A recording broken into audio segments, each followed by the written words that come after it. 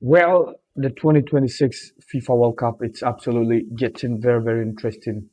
And the good news is Ivory Coast, the Elephants, gets Africa's first win at this year's World Cup, which is ongoing in Mexico, Canada, and the United States of America.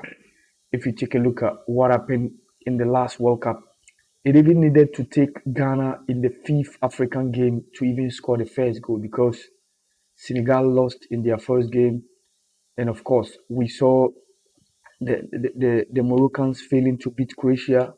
We also saw Tunisia also failing to win their game. Cameroon lost in that game against Switzerland 4 years ago before Didier Ayew scored even Africa's first goal at the last World Cup in Qatar 2022. This time around, Morocco kick-started with the first goal. And of course, even though South Africa playing the opening day game, losing by 2 goals to nil against the Mexicans, Morocco gave a wonderful performance against the Brazilians in the 1-all draw. And of course, the Les Éléphants de la Côte d'Ivoire kick-started Africa's first win in that game against Ecuador. In the prediction, I said Ivory Coast has never beaten a country from South America in the history of the FIFA World Cup because in Germany 2006 they lost 2-1 against Argentina. Of course, in 2010 in South Africa they lost 3-1 against Brazil. That game when Luis Fabiano scored on two occasions. And in 2014 in Brazil, they lost 1-0 against Colombia, which was also one of the unfortunate 2-1 rather against Colombia, which was one of the unfortunate results that happened in that World Cup when the Ivorians last appeared before coming to this year's competition. But this time around against Ecuador, they managed to secure a late minute win from Amad Diallo, the Manchester United winger who came in the second half to ensure that the Ivory Coast got that maximum 3 points needed to boost their confidence and their chance of making it into the next stage of the competition. And if you take a look at what happened in the first half, for me, I was furious with Coach Fai how he set up his team because I never understood the reason why he decided to start Ahmed Diallo from the bench. Simon Adingra for me even was one of the guys who I was looking whether to see him starting within the game. He decided to let Elias Wahi, who is now with OGC Nice, to lead the attack, with Ryan Diomandi uncomfortably playing on the right side of the attack. He likes to operate on the left side where he will invert to either make a cross or take a shot at goal. But he decided to let him start on the right side with TSG Offenheim's Bazumana Toure starting on the left. He never see through within the game. He was quite a pale shadow of himself. We didn't see much of him in the first half when he was started. And Nicolas Pepe wasn't getting through the transition, how to take the ball from the midfield to carry to the attack, which was one of the another things that happened within the game. The Ecuadorians dominated within the first half. If you take a look at what the likes of Gonzalo Plata, Moises Caicedo, Ena Valencia, Johnny Ebua were doing, they completely dominated, shattered the dreams of the Ivory Coast in the first half. And Piero Hincapié, William Pacho, Joel Odonies were very, very fantastic in the first half. And Ivory Coast were making some tackles, leading to some couple of yellow cards, including the likes of Frank Yannick Kessie, Sekou Fofana, because they were living dangerously. They need to give hard tackles.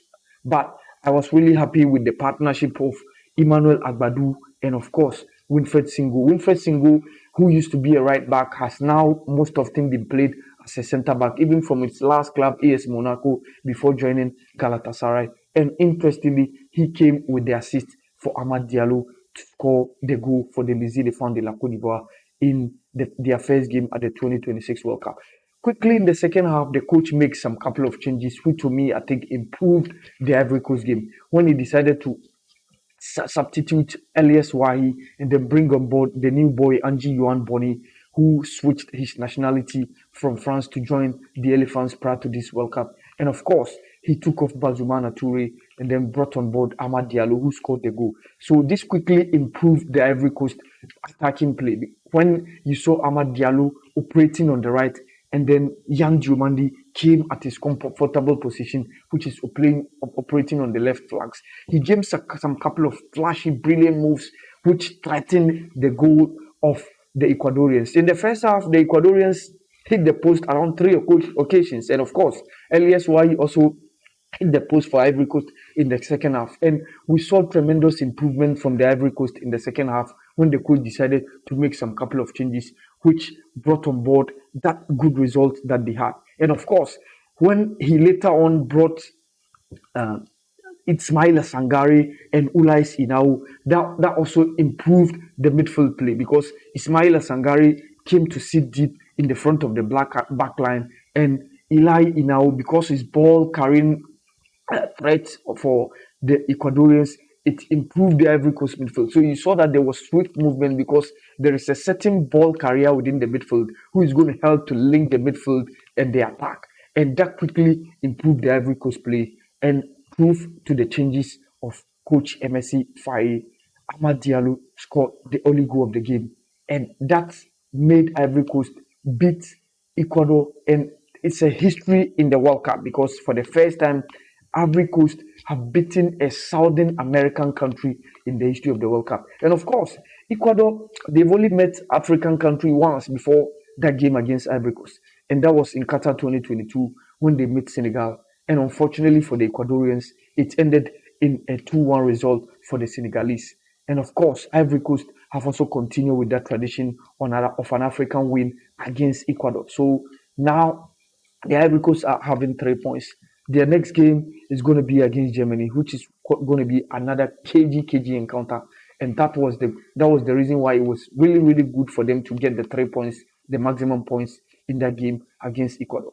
Even a draw or narrow defeat might still improve their chances of qualifying because I'm pretty sure they're going to be beating the whipping boys of the group, that is Curacao, who the team that is going to be meeting Ecuador in the next stage or the next round of games. So I think Ivory Coast have done a massive, massive job by getting Africa's first win at the 2026 FIFA World Cup. So far, 4 games for Africa countries in the 2026 World Cup. South Africa losing by 2 goals to nil. And of course, we saw the Moroccans drawing 1-1 against Brazil after they scored first, courtesy Ismail Barry and Vinicius Jr. got that equalizer for the Brazilians. And Tunisia have also lost by 5 goals to 1, which was quite unfortunate on the part of the Carthage Eagles. And it's a heavy defeat for the Tunisians. In the last World Cup, they won against France. I remember, in as much as some couple of the results couldn't go well for them, at least they won against France in the last World Cup. This group seems to be quite tough for them because I don't see any team that Tunisia can beat within the group because losing 5-1 against Sweden, their own man, Ayari was born to the Swedish guy who scored twice was born to a Tunisian father and of course a Swedish mother. He scored twice against the Tunisians, and then he saw Alexander Isak, Svanberg, and then Victor Gyökeres also scoring another goal for the Swedish team as they defeated the Tunisians by 5 goals to 1. I don't see any team that Tunisia can beat within the group because to me they can't beat Japan and also they can't beat the Netherlands. So